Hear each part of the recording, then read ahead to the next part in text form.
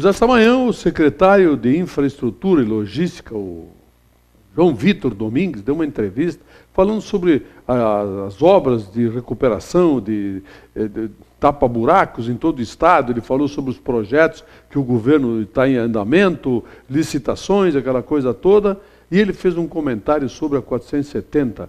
Comentou sobre Passo Fundo, até Nova Maçã, no Marau, para aquela região, que está nos projetos para duplicação, vai ser assinado brevemente o contrato das obras, etc. e tal. Aí foi questionado sobre Bento até São Valentim, por aí. Sabe o que ele falou? Vão duplicar. Eu estou com um pouco de dor no estômago, ainda tanto que eu ri. Essa história de duplicar a 470, aí ela, você lembra da governadora Ieda?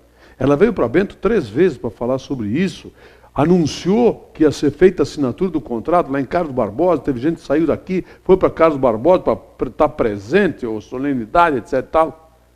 Na última hora, falou, não vou, não vai ter. Por isso, eu só acredito vendo. No dia que tiver assinado, sacramentado, definido, obras em andamento aqui, obras bem adiantadas em andamento, se tiver só no começo, podem parar. Sabe como é que funciona a obra pública? As empreiteiras sempre dão um jeitinho de arrumar um aditivo nos contratos. É normal, é o óbvio que acontece no Brasil em todas as obras. Licita-se a obra, acerta-se o preço e depois começa, como é que ela arronha, aí a coisa não vai, e aí botam a culpa no Espírito Santo, nas intempéries, muito sol, muita chuva, frio, umidade, não sei o quê, e arrumam um aditivo. Quando tiverem com a obra já faltando 50 metros de asfalto, eu vou acreditar que vai haver duplicação de Bento até... Bento não, nem falo de lá de cá, só de Bento até Carlos Barbosa já seria algo fantástico. Ele comentou sobre isso. A recuperação das estradas já está acontecendo em alguns pontos, só que há um financiamento do Banco Mundial envolvendo $1 bilhão, quer dizer, coisa de recuperação por muitos e muitos anos. Resta saber se isto vai acontecer mesmo. Se todas as obras que estão em andamento, recuperações vão acontecer. E muito importante, se as obras vão ser feitas com decência, obras realmente que alguém assine lá e seja responsabilizado depois se a coisa não aconteceu como devia, se a obra não foi feita de acordo como mandava a licitação e principalmente como manda o bom senso e coisas bem feitas. Então está aí o secretário da entrevista, tal, como sempre, a promessa de político. Bem-vindo, o ex-secretário dos Transportes do Estado falava que a 431 ia fazer não sei o quê, continuou do jeito que estava, passou todo o governo Rigoto, todo o governo Ieda, o governo do Tarso Genro, e ela lá foi recuperar um trecho que não tinha como deixar. Será que vão concluir agora? Vamos ver. Promessas faz o PT, o PSDB, o PMDB, o PP, o PTB, o PQP, tudo. Todos eles fazem promessas. Aliás, agora quando começar os horários políticos, eles vão ver. Todos eles têm a solução ideal para resolver os problemas do Brasil. Eles só não vão dizer como vão fazer, quando e com que dinheiro. Isso vocês não vão ouvir. Vai ser assim. Vamos ver quanta gente vai morrer ainda aí na 470 para que algo seja feito. Detalhe, queriam federalizar ela. Aí fica naquela ronha ali. Federaliza, não federaliza, é do Estado, é do governo federal. Isto é mais um empecilho, podem ter certeza. Pois olha, os argentinos reunidos lá na Avenida 9 de Julho deles, perto do Obelisco, aquela multidão toda, etc. Tal, para comemorar o vice-campeonato, tem que comemorar mesmo, é um título importante. Eu gostaria de ter sido vice-campeão. Só que aí o que aconteceu? Mascarados. Quer dizer, é uma peste que não é só no Brasil que tem. Bandidos mascarados promoveram uma arruaça, um confronto com a polícia lá na Argentina, lá em Buenos Aires. Mas que praga é essa? Será possível? Bom, só que lá tem uma coisa, lá o ferro é mais forte, viu? Não é que nem aqui, que a imprensa, a polícia está despreparada, porque não sei o quê. Não, lá não está despreparada, estão preparados sim. baixa a lenha nessa gente aí, quebra o lombo deles a pau mesmo, tem que dar. Bandido mascarado tem que apanhar.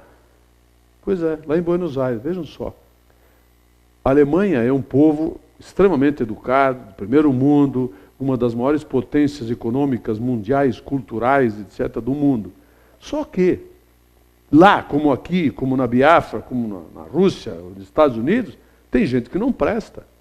Pois os dois alemães estavam saindo lá para viajar de volta para a Alemanha, no aeroporto. Sabe o que eles fizeram?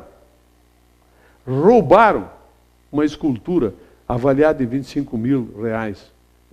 Falava, é uma escultura alusiva ao futebol. Roubaram ela, colocaram na mala, despacharam as malas. Só que os caras, como lá como aqui, eles são tão burros que eles não sabem que tem câmera de segurança.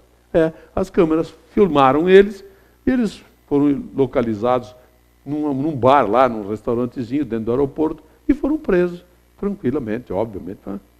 Vejam só, 2 alemães. Imagine se eles fossem africanos, etc., ou fossem brasileiros.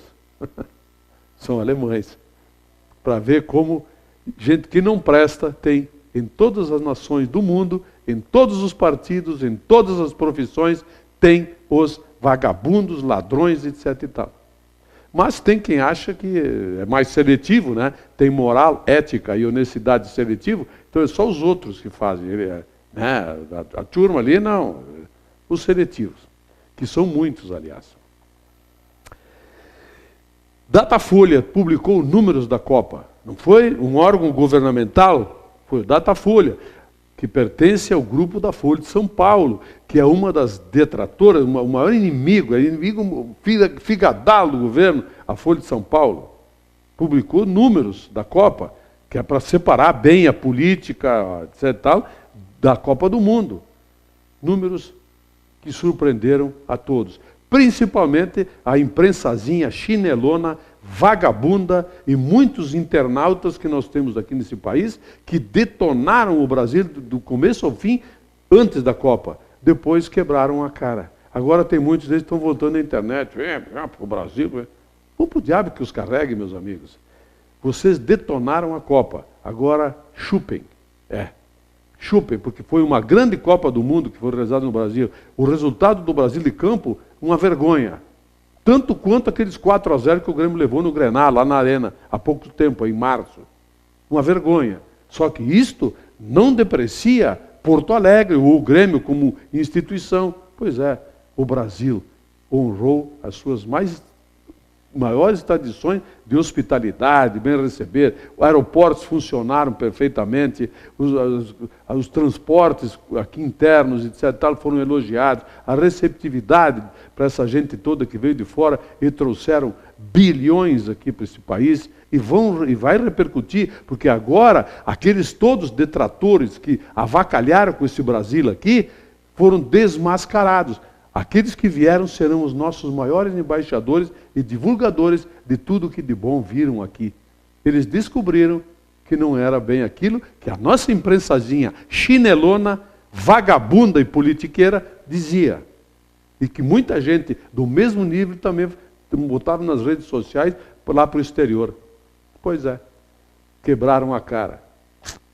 Brasil, meu amigo, eu sou brasileiro com muito orgulho. E mais ainda agora, depois dessa Copa. Futebol, se ganha, se perde, se empata, dizia o grande filósofo Dino Sani. Pois é. Mas a Copa, como um todo, me orgulha sim. Obras de infraestrutura. Muitas obras foram iniciadas, muitas foram concluídas e outras estão em andamento.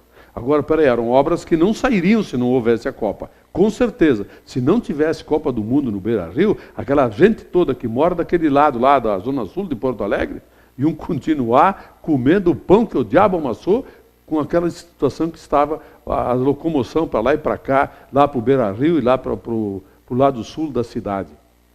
Obras vão terminar, agora entra a população, agora vão começar a cobrar, tem que terminar essas obras todas que foram iniciadas. Inclusive aqui em Bento, nós vamos ter que cobrar a conclusão dessas obras todas. Como todo o país deverá cobrar isso. Não é cobrar detonando, jogando coquetel molotov, aquela ruaceira toda, não, com bandidos infiltrados, não. Cobrança junto aos políticos, eles são nossos representantes, eles é que têm que fazer essas coisas acontecerem. Vale tudo para isso. Agora nós temos que cobrar a conclusão das demais obras. Pois é. Tinha um projeto na Câmara de Vereadores, que foi votado ontem à noite, sobre os caminhões transitando no centro da cidade. Eu já ouço isso há muito tempo, né? Que está na hora de se parar com isso, porque se faz um asfalto, muito até bem estranho, né? A forma que fizeram, e aí transitam por eles carretas e caminhões com alta tonelagem nas ruas centrais. Só que eu estranhei, vou ter que ver, descobri agora, vou atrás dessa informação. Hoje de manhã fiquei sabendo que o projeto foi retirado. Né? Como é que é? Tiraram o projeto, que nós vamos ficar esperando. Tem que aperfeiçoar o projeto.